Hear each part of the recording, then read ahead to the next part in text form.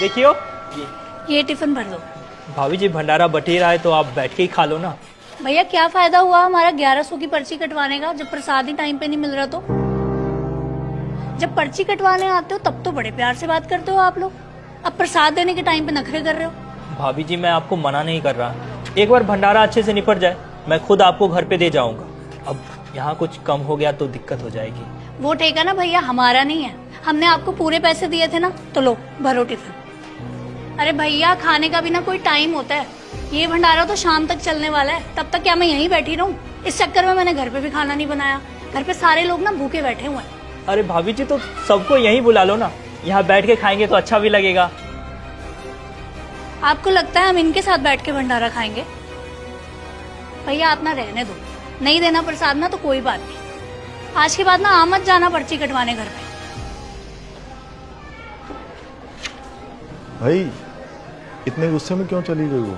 Tiffin भरवाने आई थी, आपको तो पता ही है यहाँ सब्जी कम हो जाएगी तो इतनी जल्दी बनेगी नहीं। मैंने कहा यहीं बैठ के खा लो, तो कहती है कि पर्ची मैंने इसलिए नहीं कटवाई कि यहाँ बैठ के खाओ इन सब के साथ। बहुत गुस्से होके गई है, कहती है कि अगली बार से पर्ची मत कटवाने आना। भंडारे की कितने की पर्ची थी आपकी? 1100 की। ये लो भाई साहब 1100 का प्रसाद। पर आप ये मुझे क्यों दे रहे हो? भाई साहब आपने 1100 की पर्ची कटाई है तो आपको ही दूंगा ना। पर मैंने तो पर्ची भंडारे के लिए कटवाई थी ताकि लोगों का भला हो सके। भाई साहब लोगों का भला तो होता रहेगा, आपका जरूरी है, आपने पैसे जो दिए थे।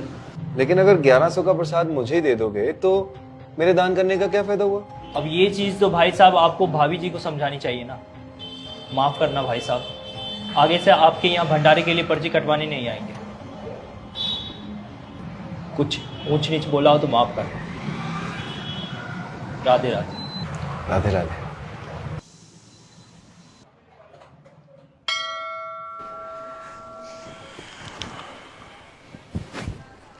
हम यहाँ क्यों आए? तुझे पता है भंडारा क्यों लगाया जाता है? ताकि सब तरह के लोग यहाँ बैठ के इकट्ठे होकर खाना खा सकें। सुन, उस लड़की को देख, देख कितना खुश है। पता नहीं कितने दिनों बाद आज उसे ढंग का खाना मिला होगा। तुझे पता है भंडारे का असली मतलब क्या होता है? कि यहाँ जात पात धर्म समाज कुछ नहीं देखा जाता, देखा जाता है तो बस दान देने वाले की नीयत। और पता है हिंदू धर्म में सबसे बड़ा दान क्या है?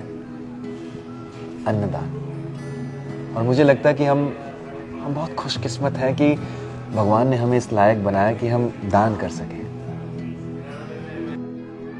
और अगर दान देके भी कोई इंसान ये जताए कि उसने दान किया है तो उस दान की कोई वैल्यू नहीं रह जाती है। तो इसलिए असली दान वही है जो ना बताया जाए ना जताया जाए।